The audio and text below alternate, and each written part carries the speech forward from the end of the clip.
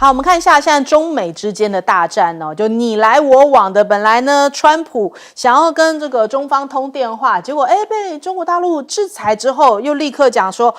我们接下来中国跟香港寄过来美国的包裹，我们暂停就是接收哦。哇，这搞得现在空运大乱，包裹大乱。马上又法夹湾哦，他又宣布说，我们现在又继续来恢复接收中港寄往美国的邮件跟包裹了。这样的法夹湾怎么回事啊？美国邮政他们讲说，现在所有来自这个中国跟香港的邮件包裹，我们现在恢复继续接收跟递送啦。这样的一个大逆转哦，让大家觉得很错愕，因为本来就是很多人想说啊，糟了，就是寄到一半的，就是那怎么办呢？全部都卡在香港，香港那边也很头痛。昨天相关的讯息跟新闻报道非常的多。那其实川普是不是就是吓一下，就是说，我要针对 Shein 跟 Team 这样子我要给你们一个排头吃一吃哦。那他们现在好可以继续收包裹，但是呢，我们要把你列到这个强迫劳动的黑名单上面啊，也就是他又出一个新招，就是要你中国大陆来跟他谈判的意思哦。那我们看到中国大陆的外交部讲到了，他说两国元首其实在1月17号通话的时候，双方就中方其实已经阐明了原则立场，双方就展开互利合作，达成了原则共识哦。现在其实最不需要的就是单方面的加征关税，而是应该要好好来对话。但是美国总是喜欢就是在对话之间，我还要这个插好几手，说我一下要制裁你什么，我一下又要管你什么的，就是总是要这样子，好像两面操作的方式。那中国大陆当然也予以回击啦，这一次也是往痛点打哦。昨天我们看到消息是说，要针对 Google 展开这个反垄断的一个调查，还不止如此，瞄准了4家企业，那感觉上面都是这个非常有名的企业 ，Google 之外还有辉达、Intel， 还有一家是什么呢？是苹果。苹果的 App Store 现在也被列为说反垄断调查的目标，所以中国大陆这一次的反手就针对了你的龙头4家科技的产业。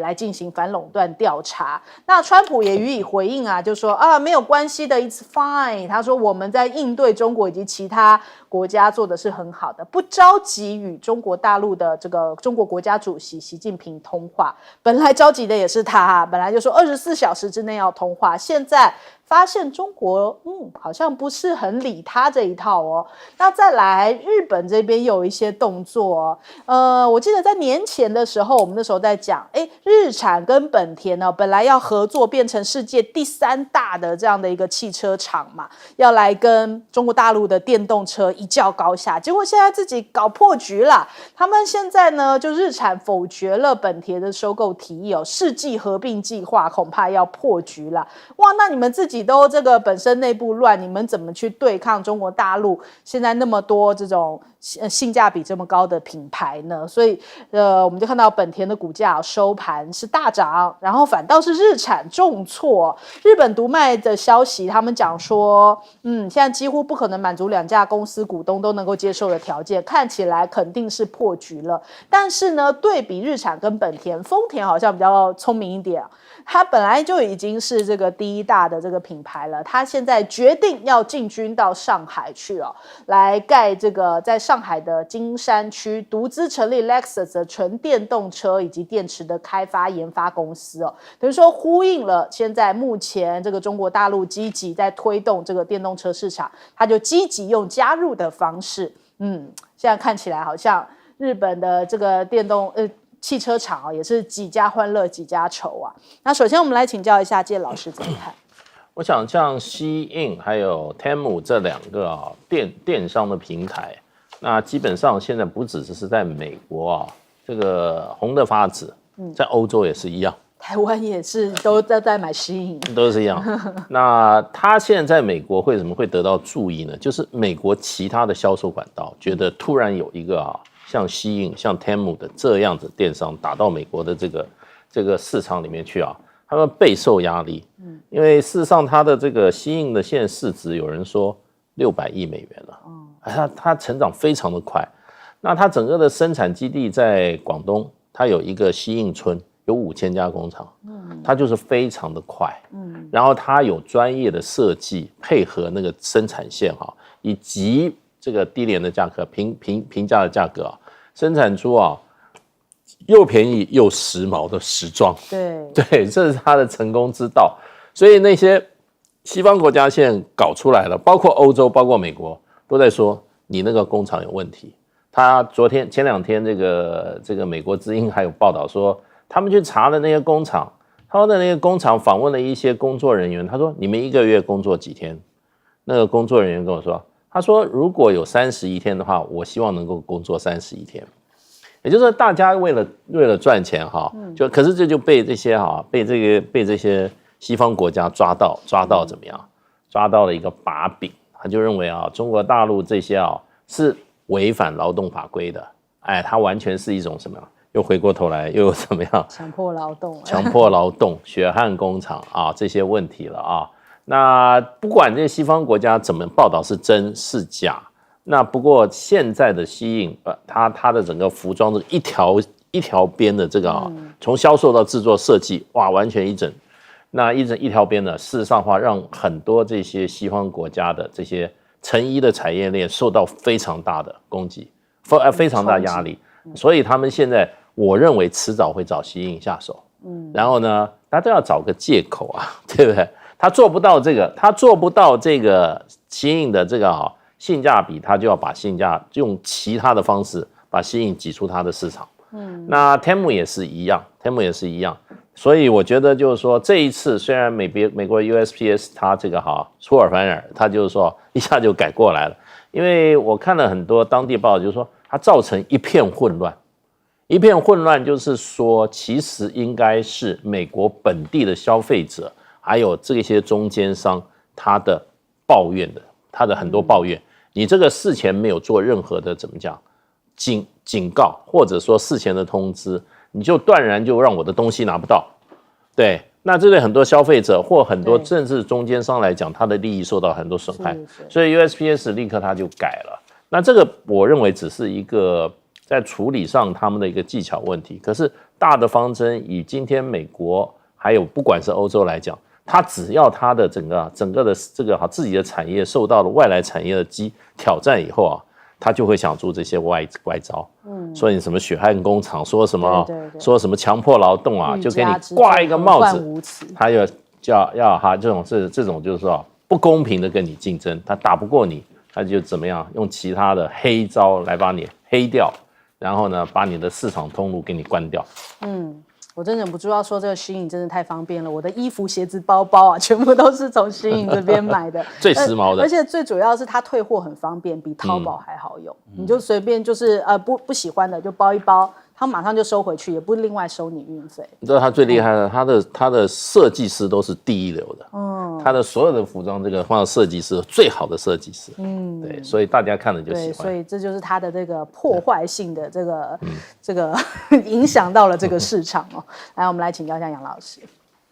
美国这个小包裹进口免税其实很早之前就开始，大概是1930年代，因为它当初是为了美国海外观光寄回美国纪念品 souvenir， 那当然就免税。所以当时的最高的价格是设定大概在二次大战之后设定是200块美元，然后之后呢，到了80年代就90年代慢慢提高到800块美元，所以800块美元的包裹进入美国是免税。但是现在开始电子商务出来了，以前就基本上大概都是观光客或者是怎么样的有一些商务，但是呢，现在电子商务不得了，刚才提到的好几个单位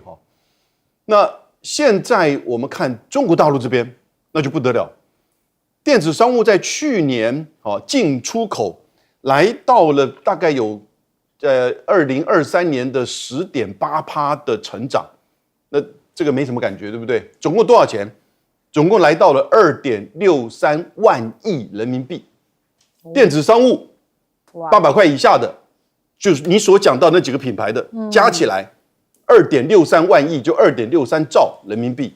那是占整个去年中国大陆进出口的6%，这个不小对，这个不小，赚了蛮多的钱的。很多小商家也就这样赚钱。但现在你看到的就是他们要把 USPS 就是我们叫 Postal Service， 就是所谓的邮政，美国的邮政。我就从这个新闻一出来的时候，我就觉得很奇怪，有人还在用邮政寄东西吗？有啦，台湾也有，美国也有，但美国这样子，我们刚刚讲的800块以下的这种电子商务的邮政寄的占比重是多少？10%。所以这个为什么他这样子定，然后呢，马上几个小时，又撤回，那所以你占了10%，你等于是自己砍你自己手脚。那其他像是 UPS， 像是顺丰才是大宗，才是大宗。因此这里面还有另外一个原因，还有原因什么呢 ？Amazon 有很多，其实有一些人是透过邮政。那 Amazon 老板是谁？贝里斯是川普的大金主啊。贝佐斯他怎么可以容许这样子的损失呢？尤其这个钱让别的这个平台去赚，那别的平台用 UPS 啊，用顺丰啊，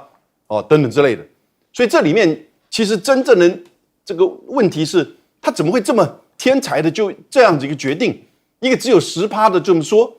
所以他觉得说用这样子的一个方式去定下来之后，别的会跟进，怎么可能？可是呢，现在中国大陆很多小商家就被告知，可能要必须增加服务费，也就是在运送的过程当中的服务费会加到最高可能到25%，也就运费可能会加到25%。那25%他会自己吸收吗？25%还是美国这个消费者要付啊？对，所以我是觉得将来这些电子商务的价格会略微提高，也说不一定所以这你就看到，就是表现出美国这一次川普他的这些作为真的是霸道胁迫，但是呢，方向还是有一点乱，而且雷大雨小，这是由这一次的这个就是电子商务美国的邮政的这个改变，我们看到的现象。好，来请教将军。中国大陆跟美国之间的这种交锋它就是聚焦在关税，就是关税。但是问题就是说，双方都认为自己是受害者。美国是认为自己受害者，因为美国在去年2024年被中国大陆贸易逆差，它被中国大陆中国大陆享受的是贸易顺差3600亿美元那么多。他说你赚太多了，你中国大陆赚我太多钱了。中国大陆认为我是便宜卖给你，你不买我东西，你东西都很贵因为同样的东西买美国一样，那你再卖中国大陆东西可以买3样。中国大陆就是便宜，它制造业比较强嘛。美国的 GDP， 它的制造业只占到19.8%，1/5而已。你这营建业也好，电脑、汽车、石油、天然气都算制造业，占19.8%而已，不到20%。你看看，你换句话说，美国制造业萎缩了嘛？当然，所以美国是变成全世界最大的进口国。你看它在2024年对全世界的贸易赤字，美国就是1万亿美元贸易赤字。那它当然对这个贸易赤字比较多的墨西哥、加拿大跟中国大陆来下手啊。对这个墨西哥跟加拿大提高关税到25%，提高25%，但中国大陆比较好一点，提高10%。10%，但对中国大陆，他认为提高10%也很高啊，是这个样啊。所以问题就卡在美国的制造业太薄弱了。美国的制造业已经做下去，美国的农业美国农业只占它 GDP 的产值只占1%，所以美国农业没有办法翻转，因为它占的它的权值太小了，就1%，所以农业没办法改变结构，所以是索到制造业。所以美国的制造业要从美国的这个工会组织、美国的人力成本要来从这上面来看，要不然美国出产的这些产品永远都是贵，永远都没办法外销，又只好买外面的。不买外面的，中国大陆说中国大陆东西不卖，美国不买的话，那这样子美国变成输入性膨胀了，通货膨胀就来了。为什么？东西都贵了，为了能够不要造成通货膨胀，就要维持强势货币。一强势货币，你就美国利率要提高。美国利率提高之后，美国人不太存钱的，没有像东方人很喜欢存钱，银行存钱、邮局去存钱。美国不太美国这个饮食卯粮的这样花钱的你利率一提高，这些人怎么过？尤其中国大陆认为卖廉价的物品到美国去，美国享受了美国80%的中阶层跟下阶层都享受这个那么多的廉价的商品，你还不够吗？你还要加我的税吗？所以变成两个之间是有认知误差，都认为美国认为中国大陆赚太多了，美国是受害者。中国大陆要卖你这些那么这个廉价的产品，你还加我那么多的税，我帮你造福，帮你减缓你的通货膨胀，你还加我税，你是不对的。所以双方的这个认知这种误差太大，所以到现在为止，川普我认为他的这个态度姿态有稍微放软的趋势。好，我们先休息一下，广州马上回来。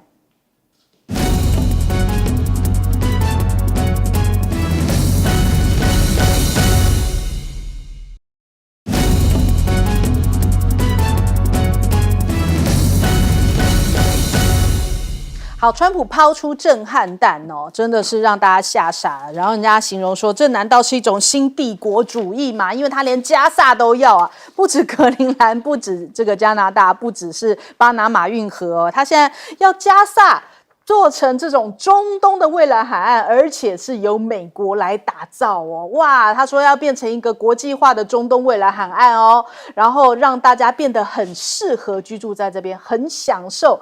这是谁的主意啊？人家讲说可能是来自于川普的大女婿哦，库许纳，因为他去年2月有抛出把加萨改造的构想。那例子就是像是这个佛州迈阿密海滩海景第一排啊，所以《华尔街日报》就讲说，这展露出来房地产商人的本色，所以在他眼中看到的都是钱，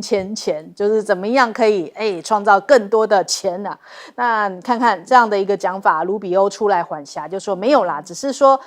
暂时安顿可以让加萨再度美丽哦。那它不是一个敌意行动，出来美化了一下，但骨子里是什么呢？还是钱。所以呢，这个讲法当然被大家给就是吓傻了，盟友们都一致的反对啊。那还有甚至呢，就是中俄也是认为说，这还是要2国方案为基础才能够真正解决中东问题吧？你怎么天外飞来一笔呢？就是怎么突然变成美国扮演一个角色，要把加萨给接收呢？那沙国呢还讲说，坚持这个巴勒斯坦不建国就不跟以色列建交哦。那如果难民涌入到约旦，约旦讲说，一旦以色列强行开放边境，那就约旦不惜要攻打以色列，就变成这个样子。所以现在整个中东也被川普搞得一阵混乱。那他不只是搞乱了加萨这一个区块哦，他甚至连伊朗他也开始喊话咯。他说，如果我被暗杀的话将会就是伊朗将会被彻底毁灭啊。那伊朗其实他们也有讲，他说不寻求发展核武器哦。那川普恢复最大施压的政策一定会以失败告终，所以看起来伊朗现在也是在对抗川普啊，他呼吁欧佩克团结来对抗美国制裁跟威胁，支持统一的金砖国家货币计划。所以伊朗这边看起来也是不太平静。那美国自己本身也很乱，因为川普现在大刀挥向了 CIA， 就是说 CIA 大概有22000名的员工就是被提出了优离计划，就说如果愿意卷铺盖走人的话，可以领到8个月的遣散费，相关的福利呢会持续到9月30。那内容就跟其他这种联邦雇员自愿请辞职的这种内容是一样的啦。那主要就是因为他可能对 CIA 之前就觉得他这个有点不太满意所以就是开始要对 CIA 做一些整顿。那接下来他说，包含了像是打击贩毒集团、贸易战跟削弱中国这个工作也都会持续进行当中。那更让大家震惊的是，狗狗部就是效率部马斯克领军的这个政府效率部，人家讲说竟然是6位年轻人搞乱了全美国。他们的最年轻成员才19岁这个6个人大概是介于19到25岁的年轻科技精英他们都没有政府的工作相关经验，其中3人还没有完成大学的学业，但感觉上面好像都是一些什么天才型的角色，就被纳入到了狗狗部。那他讲说我们成员每周工作120个小时我们的官僚对手还在乐观的依循每周工作40小时，这就是为什么他们输得那么快的原因那就被评论说，果然是马斯克的眼光现在处于精力脑力都巅峰期的理科这种男性理工科男性那有办法就是喝一杯咖啡就快速进入疯狂工作的状态，所以看起来这个狗狗部真的很疯我们来问一下介老师怎么看。对，其实就是说川普为什么要把加萨清空，然后呢讲了一大堆很美丽的未来的图景其实我觉得基本上他还是要靠这些话术来包装，因为它的本质是一个种族清洗啊，它是帮助以色列建国，帮以色列清除以色列所觊觎的这块加萨走廊这块土地。那事实上这都完全违反了联合国多次的相关以巴问题的一个决议案。那联合国是决定两国论的。那你加萨走廊是属于巴勒斯坦人的，你把巴勒斯坦人都赶走了，那巴勒斯坦人还建什么国？对不对？所以这个基本上让我看到很多欧洲的学者还有政治人物，我觉得完全不可思议，这是完全推翻了国际社会对以巴的这个问题的一个明确主张，数十年来的主张，那是更是怎么讲呢？釜底抽薪，要把人都赶走，不能建国还一回事，把人通通赶走。那我觉得这基本上这个是完全符合内塔尼亚胡这些以色列的鹰派政治人物跟鹰派社会里面的鹰派的建国就是要怎么讲，就是铁跟血，然后呢就是把这个非以色列赶出以色列，那这个领土就是加萨走廊就是属于以色列的，而且现在他们已经快达到目的了嘛。那所以我觉得基本上这个就变成这就是内塔尼亚胡说的川普，他说川普是所有白宫主人以来里面对以色列最好的。那基本上以色列要什么，这一次不是说给以色列，而是帮以色列去拿到以色列想要的东西。所以呢，我觉得你看他在讲话的时候，那个内塔尼亚胡靠笑的那个嘴都有一点都掩饰不住了那他说这个川普是世人所未见言人所未感之言之事那其实川普是做别人不敢做的事。这个真的是我觉得这个对未来的中东情势投下一个非常非常重磅的一个炸弹。那怎么发展不晓得。那如果美国真的要去接收加萨的话，我觉得这个他跟所有的这个所谓的回教国家、阿拉伯国家关系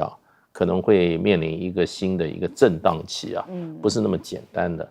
另外就是说，川普有多敢做，人家就会讲说，连 CIA 你都敢动。然后 CIA 是在暗处的其他人都在明处。这个人家说这个说你要去跟躲在暗处的人这样子去斗争的话，那你要死个胆子。那现在真的这个马斯克还有这个川普就拿 CIA 动手。你要知道 CIA 他们已经指责 CIA， 他说这美国的深层政府里面 CIA 就是其中一份子，一点没错， CIA 无所不在。你今天这个 USAID 被裁了以后，发觉很多计划是 CIA 的计划。所以呢 CIA 不只是在美国啦，境外美国国内，他对美国国内政治的涉入也非常的深。所以这场斗争现在看起来好像6个天才儿童跟着 CIA 斗。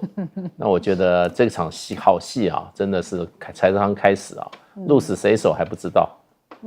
好，请教杨老师。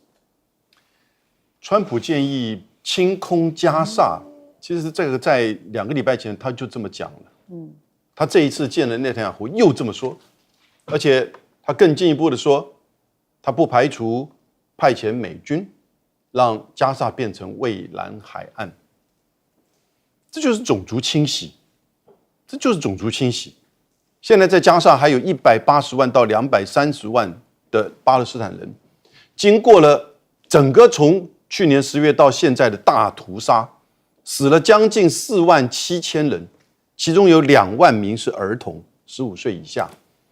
这整个种族灭绝的违反人道罪还没有去追溯内塔尼亚胡跟以色列，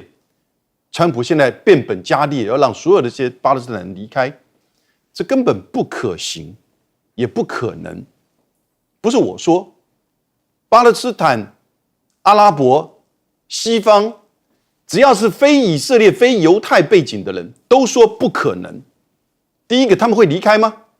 第二个，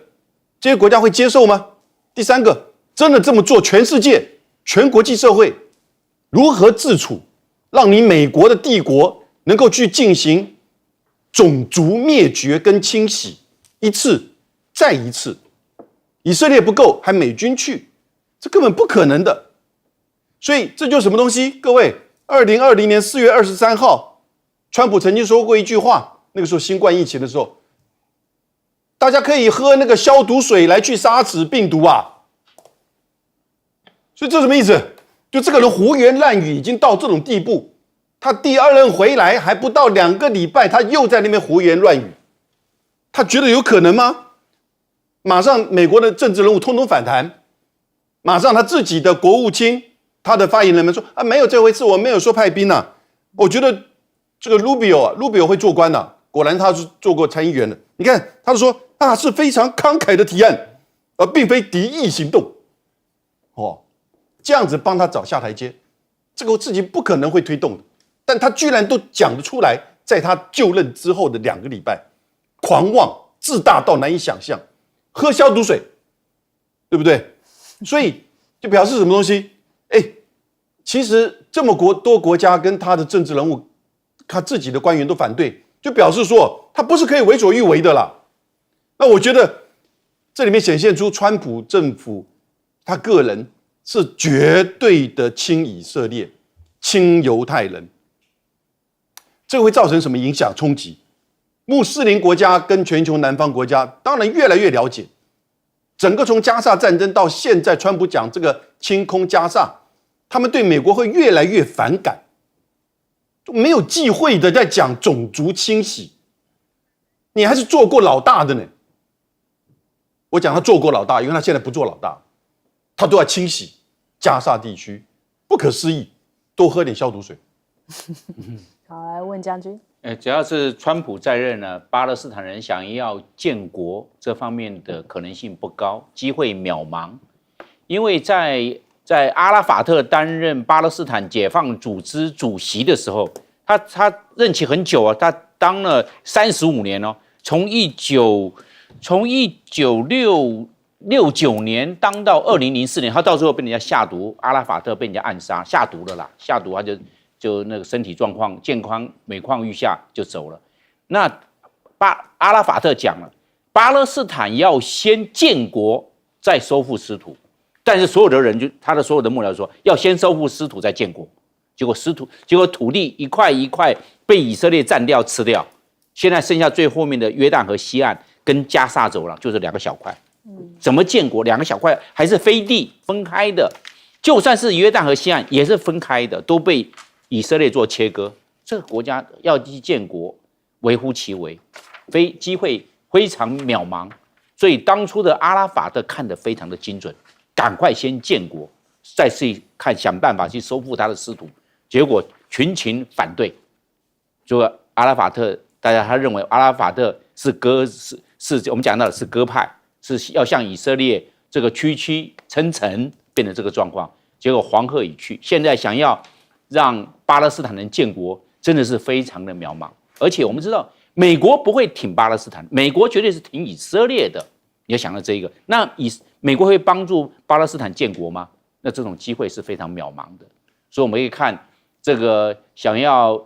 让巴勒斯坦建国，不管是在加萨或约旦河西岸，这个我认为客观条件是不存在的。尤其是美国在中东地区，它是一直占据、享受、拥有主导的地位。其他的不管是俄罗斯也好、中国大陆也好、法国也好，或者英国也好，他们只能站在一个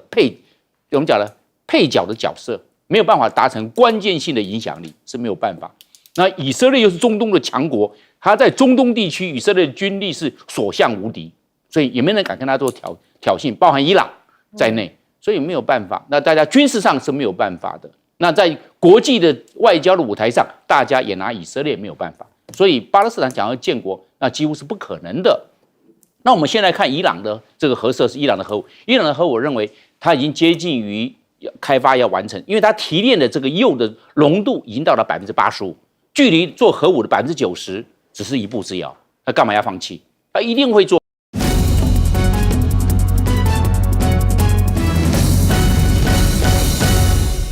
欢迎收看《新闻大白话》，我是主持人翟轩，马上欢迎一下这个阶段加入我们讨论来宾，前大使谢文吉，翟轩好，各位朋友大家好。前国安会副秘书长杨永明，翟军好，各位朋友好。前空军副司令张延廷，主持人好，大家好。好，关注一下哦，这个台美的关系是不是有变化了呢？因为突然之间哦，美国在台协会的主席罗森伯格，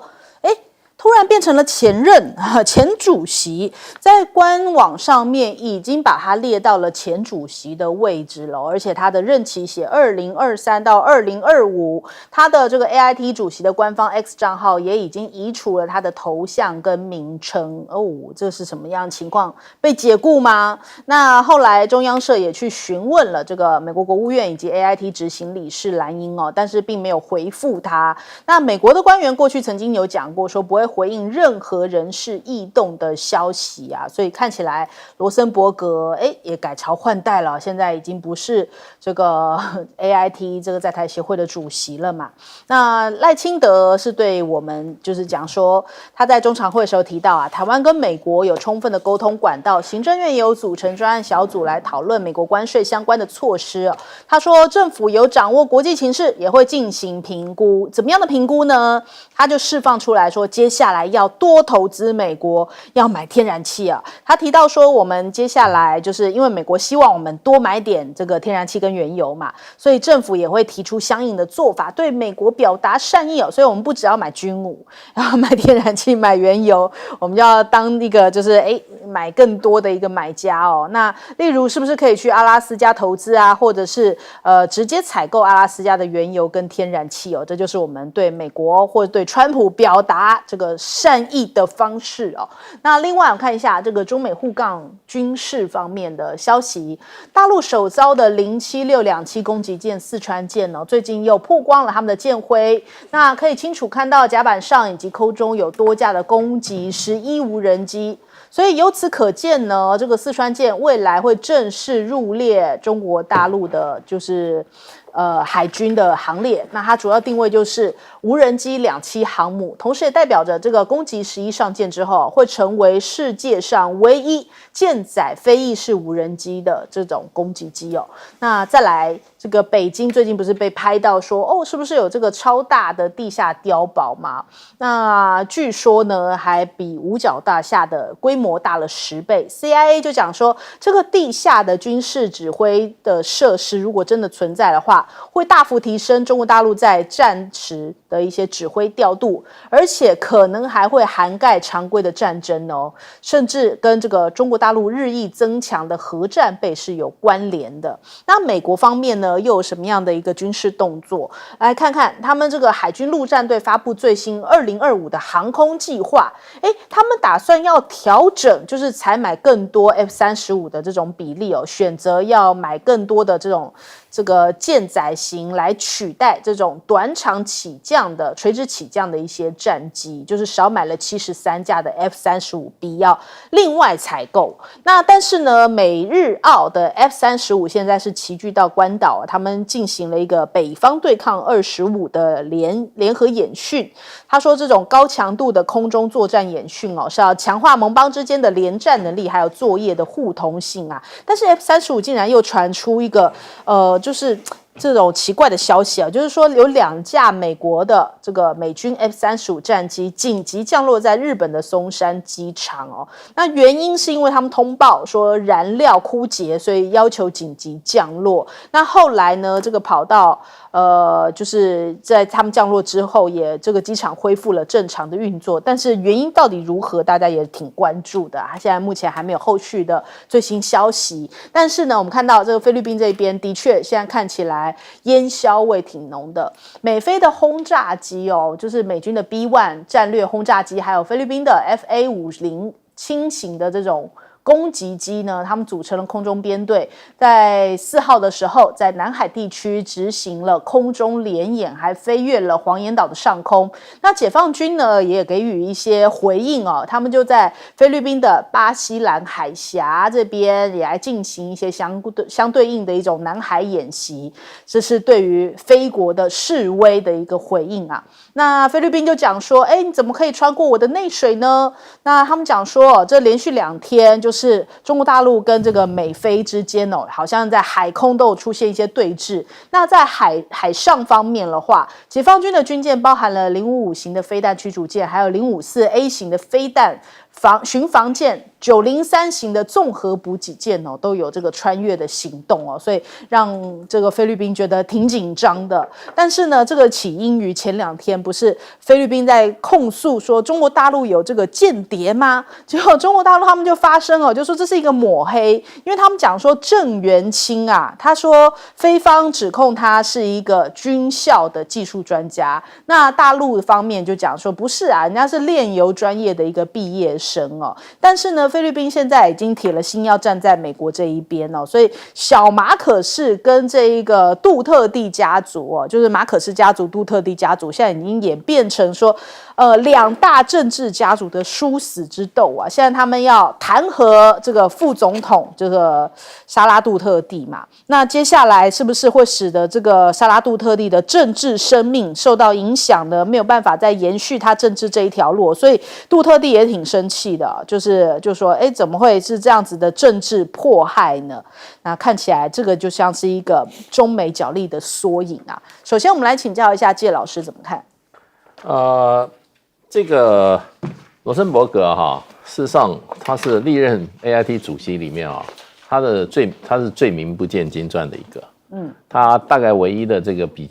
他的一个比较可以谈出来，他就是做过当时这个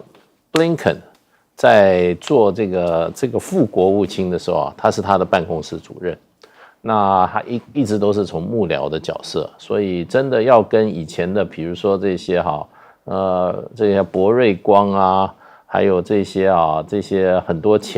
他的前任的这些 AIT 主席起来他的真的是算是最名不见经传的。那完全是靠关系拿到这个位置，因为这个位置事实上的话，也不是一个正式的官员，过去都是在美国国务院里面做过很多这些有关相关中国事务的重要职位的退休的官员去做的。那罗森伯格完全没有这个背景，那真的在美国的外交界来讲的话，他算是一个怎么讲呢？地位很低的，所以这个现在他的老板下台了，也就是 Blinken 下台了，那他这个位置一定是被拿掉的。虽然这个 AIT 方面也不愿意来证实，可是我查了一下，像这个 Wikipedia 上面有关罗森伯格的这个介绍它很短，因为他的资历实在是不是很多，所以里面已经明白讲了，他已经下任了，他不是在做的。那将来就是说，对川普来讲的话，他一定要把这个位置拿来做酬庸的，因为这个位置基本上也是这个很多时候就是说美国的总统的当选人，他来做对他选举时候有贡献的一些人来做这个酬庸的位置。那过去 AIT 主席曾经有一个律师，那名字我都不记得了，因为那个时候他也是被当酬庸的。那这位老兄更是怎么讲呢？他完全不是外交背景的出身。那这个那个时候我们的外交部门跟他打交道的时候，真的很头痛，很头痛。当然罗森伯格这个短短的4年期间那他只能说是称职而已。不过他的位置本来就不重要，非常不重要。所以我们常常就把罗森伯格到台湾当作好像美国的监军一样，把他捧那么高我觉得实在是搞不清楚这个我们有一点贬低自己，太抬高美国了。所以我希望赖清德政府的话，他基本上他要有点自尊不要老是把这个 AIT 当作一个什么太上机构一样。他在美国连公务机构都不是，人民团体。所以我觉得这个要展现你自己的独立自信，就不要把这些美国的罗森伯格这一类的人物当做一个人物一样来对待了。那另外一方面就是说，这个赖清德要多买一点美国的一些原油跟买一些这个天然气那当然是对美国展现好感。不过我们在前2年对美国的贸易入超那是700多亿美金，这个不是你跟美国多买一点天然气跟原油就可以解决的。那这只是怎么样有一点点杯水车薪，而且我们买美国原油本来就买很多了，那所以这个你要让川普那个目标棒子不打到台湾我看看这些原油跟这些天然气是不够的。好，我们请教杨老师。罗森伯格突然被网页宣告为前主席，我觉得这个讯息不寻常，而且你要看一些其他的征兆。我们台湾的媒体跟现在赖清德政府，一定要了解，川普对台政策逐渐，但是很明确的在转变中。你可以把罗森伯格的下台是因为他不喜欢他，然后呢还没有找到就是他中意的人来替代，但是呢你就先下来，而且用网站的方式来公告他，对，这个其实对台湾不尊重。我要去询问我们外交部事先知不知道，国安单位事先知不知道，就被媒体发现到网页上这样子改变。那如果事先知道，那后续人会是谁？如果你事先不知道，就表示他完全不尊重台湾。那这个位置其实说小不小，说大也不大，但是呢，它很关键，因为它在华盛顿，隔了一个河，在维吉尼亚这边的 Rosslyn， 所以他现在虽然下来，重点不是他，而是重点是川普现在对台政策到底如何。第二个，你看现在美国国务院的网站介绍美台关系你现在进去看，以前其实常常的介绍很多，因为他会讲到非官方的跟商业经济的两个层面，结果现在进去5行，这5行全部都在讲美台是非官方的关系，是基于1979年建交公报以及接下来的3个公报，美国政府认知到一个中国及台湾属于中国的部分，维持非官方关系 ，AIT 是负责对台的关系的这个相关的机构。各位，这个跟过去完全不一样了，这也没有告知，就是任何的媒体，这个改变是怎么回事？第3个更严重的了，这2天美国新闻其实都被别的新闻，当然关税加税都盖过去，但是美国也在看另外一个东西，川普任命一个新的叫做代理次长，国务院的代理次长，这个是国务院排名前10名的大官，他负责的就是公共外交。这个人叫做 Darren Beattie， 我们翻成 BT， 然后呢，他是什么背景？他其实17年、18年做过川普第1任的一个什么官员，他是写稿的人，杜克大学毕业的一个博士，也在杜克大学教过书。可是他很极右，而且有一点白人至上的这些会议，他有出席过，所以在18年他离开了川普政府，后来就全力的支持他。结果这2天他被任命做国务院的代理次长，美国在讨论他怎么可以放这样一个人上来做。英文的新闻只有路透社讲到他在去年2024年5月跟7月连续发文谈什么呢？谈台湾。他说，这个台湾必将属于中国，只是时间的问题而已，不值得动用任何资源来防止。有远见的政治家认识到这一点，并应该达成交易。他7月的时候呢，他又在重复他这个观点。他说，台湾终将也不可避免的被中国吸纳，因此，我们美国要掌握这个大交易。各位，同一个时间川普还记得吗？你记不记得川普在那个同一个时间讲过，美国距离台湾9500英里，台湾两岸之间68英里。然后呢，又几乎同一个时间，去年的8月，战争学院一个教授在 Foreign Affairs 发表一个文章《台湾悖论》，说美国的安全不是决定于台湾这个岛屿。所以换言之在川普里面，我不是说全部至少比较右翼的人，包含川普，大概听到这个声音了。他对于台湾的议题在中美之间的这个对抗他要把它给这个分量要降低，不要变成将来中美对抗之间的导火线或者是战场。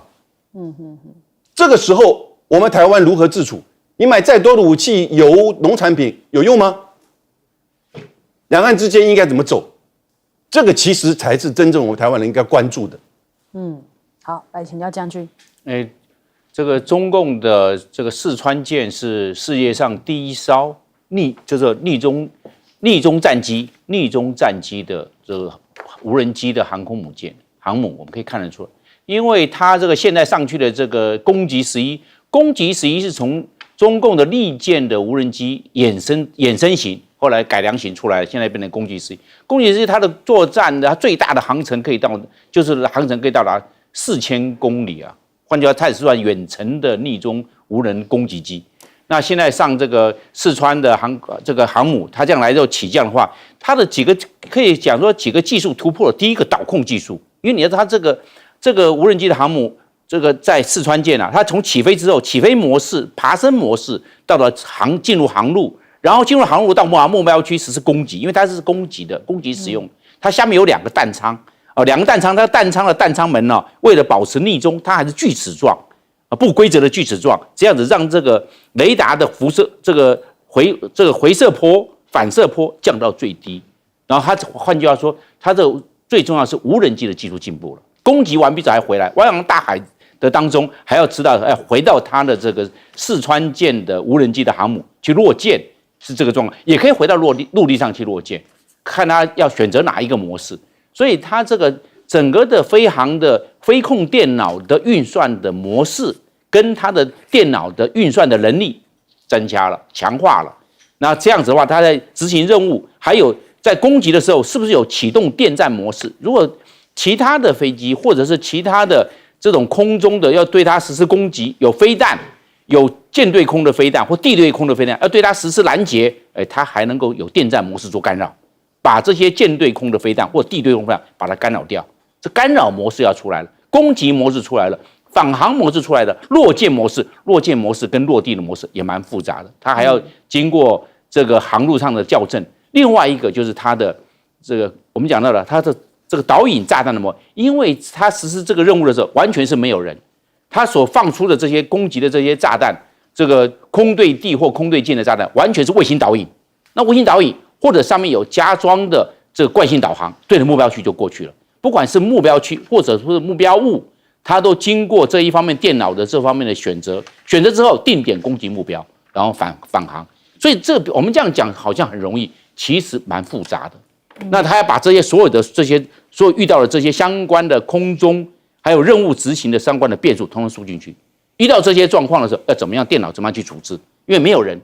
人在飞机上帮你做处置，电脑在做处置。所以在这一方面，它的电脑的算力增强了，惯性导航的能力也增加了，还有卫星导控的技术也要强化了，你这样才能够做精准的攻击，完毕之后还能够精准的降落，不然你就泡汤了。那我们就要稍微补充一下，就是这个菲律宾的 FA-5洞跟美国的 B-2 轰炸机在那做编队这一个来看呢，这个菲律宾在空军它是最弱的，它这个只是宣传的意义比较大，因为 FA-5洞算是第3代战机，比我们的 F-16还不如。它像韩国买的最大的速度只有 1.5 马赫，还不如我们已经汰除的 F-51 战斗机。我们 F-51 战斗还可以到1.6倍音速所以在这菲律宾在这方面，它空军是最弱，它拿空军来做展示，表示说文宣的意义比较大于军事上的意义。好，我们先休息一下，广告之后马上回来。